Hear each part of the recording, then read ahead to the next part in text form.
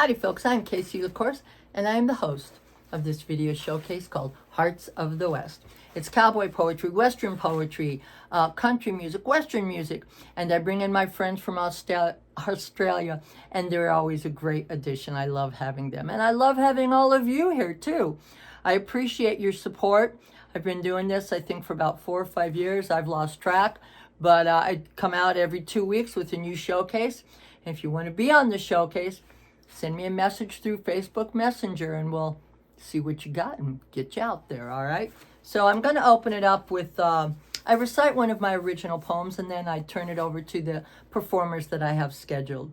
And this is a new poem. This is going to be on my new CD I have coming out pretty soon here. And it is called The Final Call. The sun is high, casting shadows on dusty ground. A lone cowboy, his legend, renown.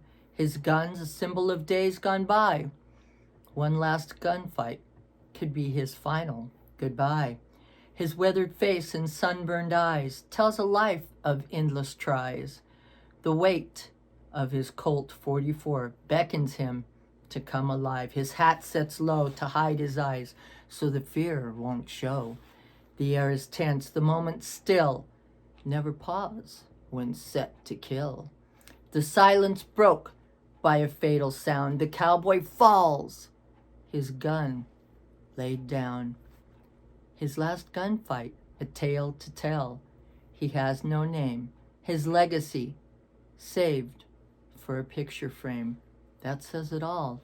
The blood-stained ground is his final call. All right, folks, there you go. See you back here in 2 weeks. Stay safe out there.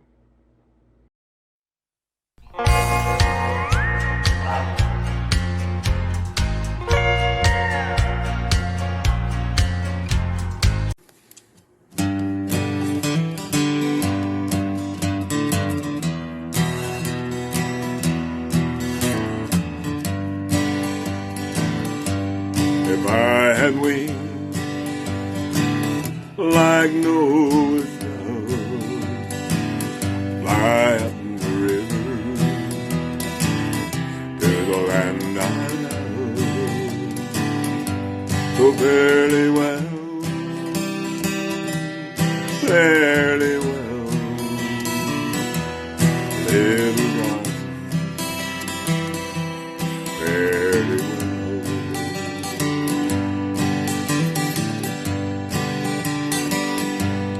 One of these days, and it won't be long, you'll call my name, but I'll be gone so fairly well, fairly well, little darling, fairly well.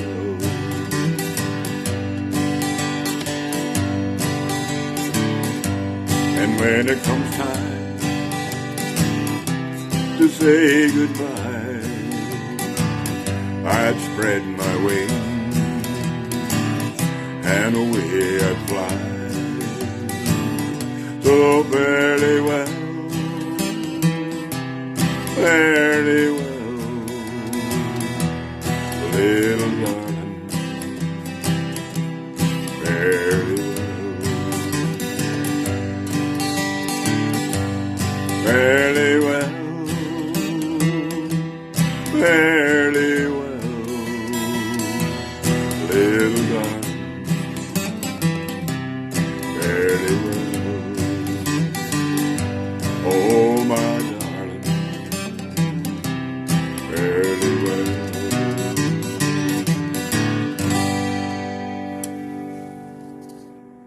Well, thanks for stopping into the Old Field Center here. We're real happy to have you. I want to give this one a try, if you guys don't mind. It presents a couple of challenges. Okay. Number one, it's a Christmas poem. And we're not out of summer yet, but, you know, they keep saying you're supposed to hold the Spirit with you all year long, so we'll go with that. The real problem with it is that it's one of my longest poems, if not my longest. About 5 minutes. And the reason that presents a problem is my attention span is only 2 minutes and 37 seconds. So we'll see how this goes. Hopefully no squirrels run by. Right. Well, Yeah. there's my squirrel. Oh. Anyway, the name of the poem is called Dutchie. Old Dutchie's hands weren't never still when the day's work was over and done. His old folding knife a-working till some hunk of wood turned something fun. Maybe a horse, maybe a bear, maybe a toy soldier with a gun. Then it'd just up and disappear. None knew what happened to him when done. Now, Dutchie, he was a middling hand. At most tasks given, he did just fine. But he was far from the best in the land, and wintertime oft found him riding grub line. Now, some years that wasn't too tough. See, good folks, they'd trade work for food and a room, but this year, things have been mighty rough. There weren't much to spare midst wintertime's gloom. It's 2 days before Christmas Day, and near full dark 'fore he first saw the light. Feeling mighty relieved as he made his way with hopes of shelter for the night, he comes to what he takes a front door. Frozen fingers make a fist, then knock. He's shivering, cold right down to his core. Somebody lifts the inside lock. You see, they's just sitting down for dinner. Heads bowed in prayers of thanks all around, children too young to be sinners, and 3 startled nuns at that rapping sound. But charity is God's own law, and the youngest one opens up the door, sees Dutchie standing there needing a thaw, says, "Come on in, there's room for one more. For your horse, the barn's out back, plenty of hay, tight against the wind, coffee's on, hot and black. Pull up a chair and make new friends." Well, now, Brownie thinks he's about in heaven, underneath a roof for the night, and given the way that they'd been living, old Dutchie agreed he'd probably right.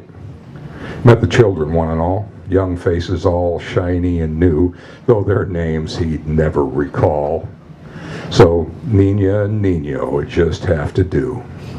Now, Mother Margaret, she's in charge, helped out by the 2 younger nuns, and with a dozen orphans, small to large, meant always something more needing done. Sister Inez cooked the dinner, and that explains the green chili pepper. Ain't gonna leave here no thinner, thought Dutchie after that supper. Now, the novice, she's a hand for fair, by name Wilhelmina von Schill. Now, there's a moniker that'll curl your hair, so Dutchie, he just dubs her Sister Bill. 2 days spent gathering wood. Dutchie cut, Brownie pulled the sled, probably did his soul some good, help keeping the orphans warm in their beds. It's Christmas Eve, and Vespers said, but no mention of gifts nor Santa Claus. Carols sung and St. Luke read, but that one omission, why, it gave Dutchie pause. At Christmas Day, and Sister Bill is up doing chores before first light, but she notices the pallet, empty and still. Seemed Dutchie had taken his leave during the night. And that's when she saw the manger scene. Joseph, Mary, wise men and all, 2 shepherds with a lamb between, and baby Jesus in his manger stall, all carved from different kinds of wood. So lifelike, they took your breath away. Now, who'd have believed that that old cow hand could create such beauty and left it here on display? And then she saw the canvas sack, and her heart leapt with hope for what was inside. It was just bulgent front, sides, back. Her excitement she could no longer hide. Shouting like a Protestant, she woke every lad and lass to come and share with her this Christmas miracle. She was sure it'd come to pass. Now the children all gathered round, most for the first time, to know the joy as that sack spilled out on the ground, its precious gift of Christmas toys. There were horses, there were bears, there were toy soldiers with guns, there was dragons, princes, maidens fair, a special gift there for everyone. Now that sack held out for 50 years. It's kind of like them loaves and fishes. No children there need ever fear the fulfillment of their Christmas wishes, and to this day, a prayer of thanks is still said for a man whose hands were never still beside the simple convent bed of an old nun they call Sister Bill. Merry Christmas, everybody. Thank you. Awful kind of you. I'm going to go turn off my video now.